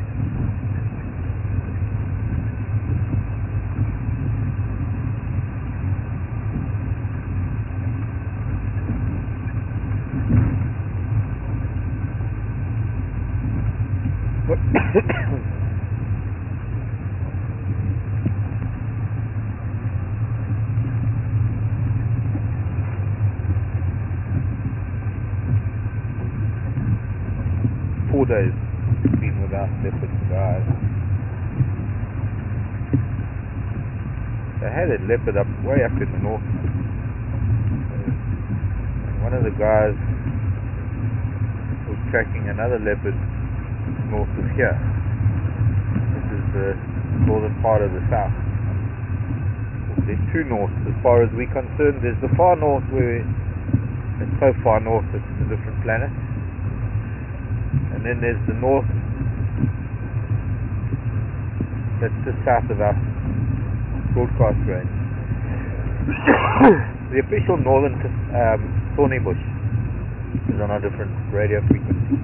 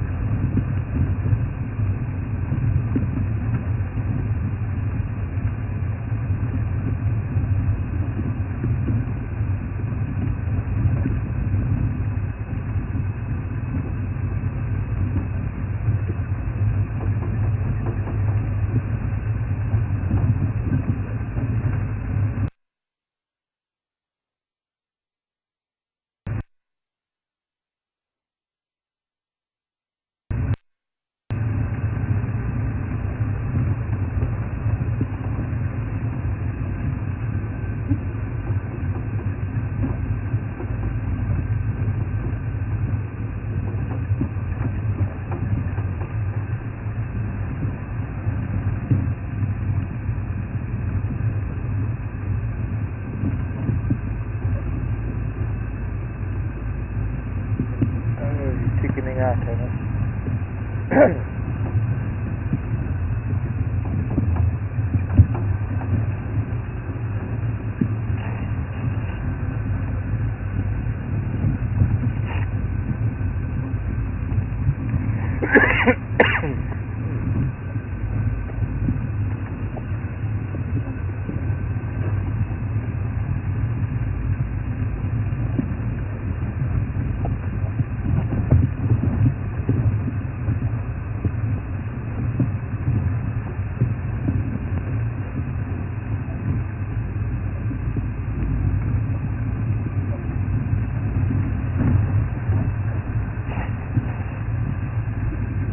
So should we take Tinder?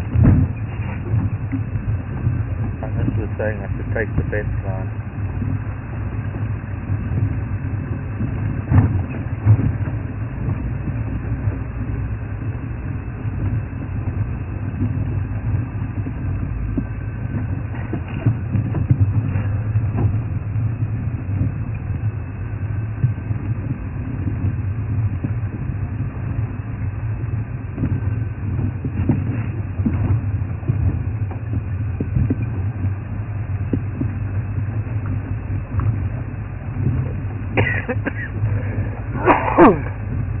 Gee, where'd that come from?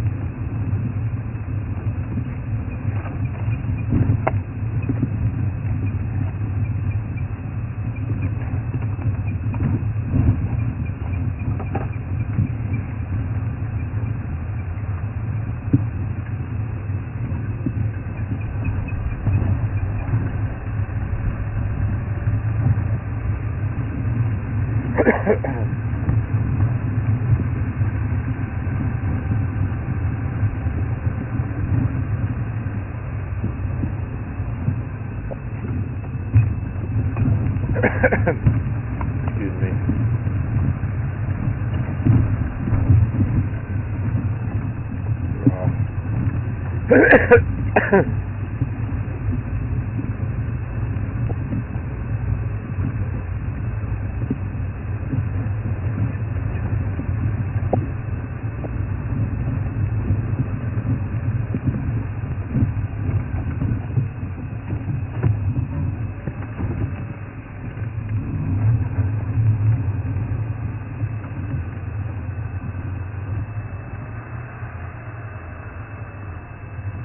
So that's all ears in the grass, that little sand.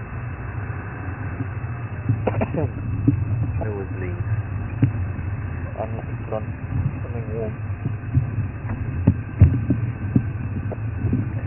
So, not the greatest going down fence line, but let's see. Cats often walk along fence line, defense line. Especially these lot.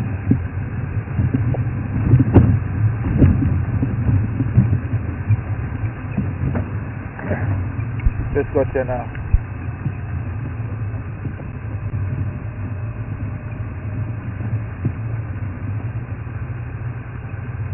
Okay, copy.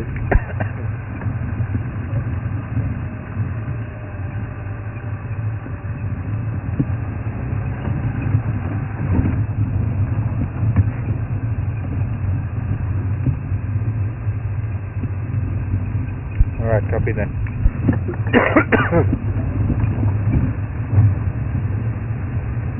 Looks like she might have crossed in just west of us.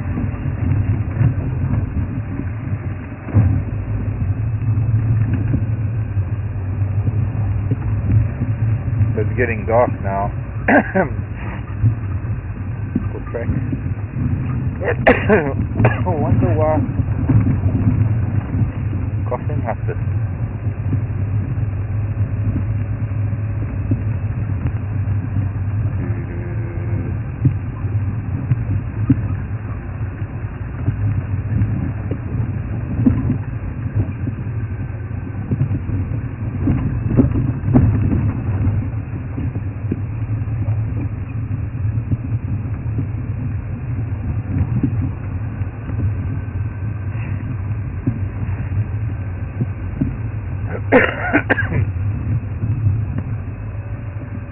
Can't see anything on the left hand side.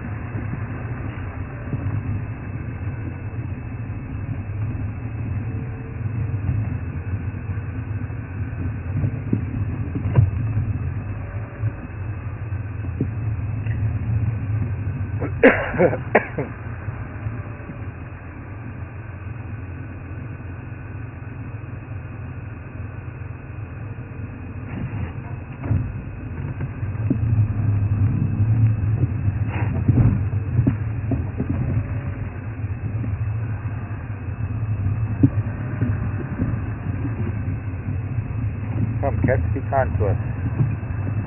We've been patient. We've shown the patience of the cat for these cats.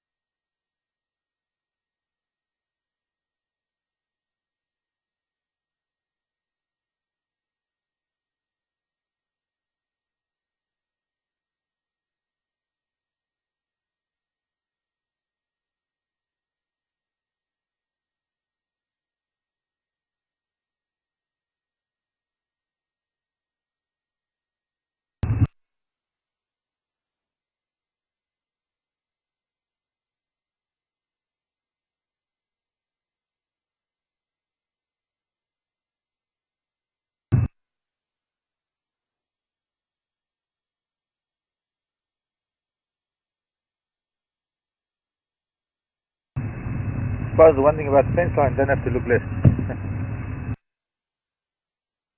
All eyes on the right.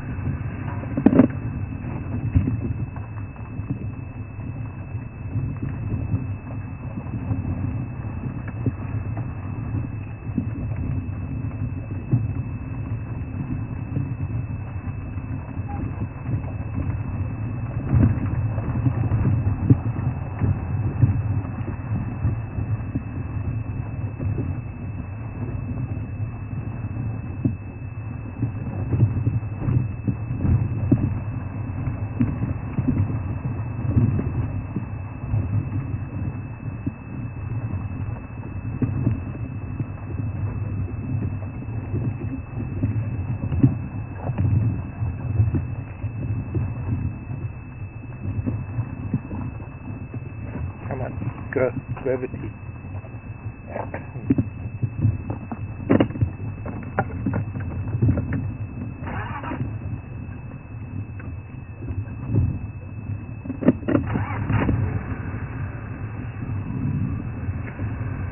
Well, tomorrow we continue the quest then.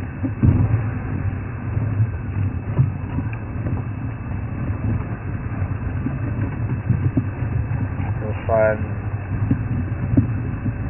we'll wake up with the baboons barking again, and we'll come and have a look again,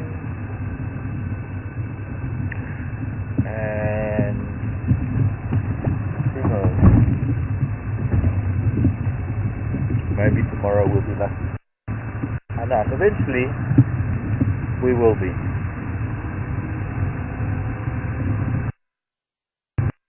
Today is not the day it's gonna be.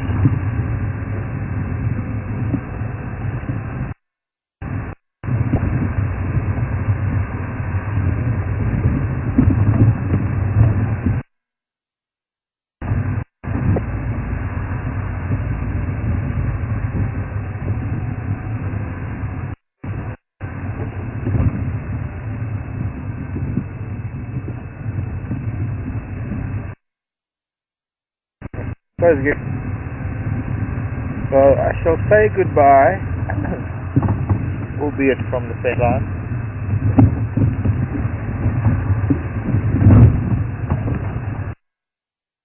By the catch once again. Maybe the only things we've really had to look forward to here in this part of Thornybush.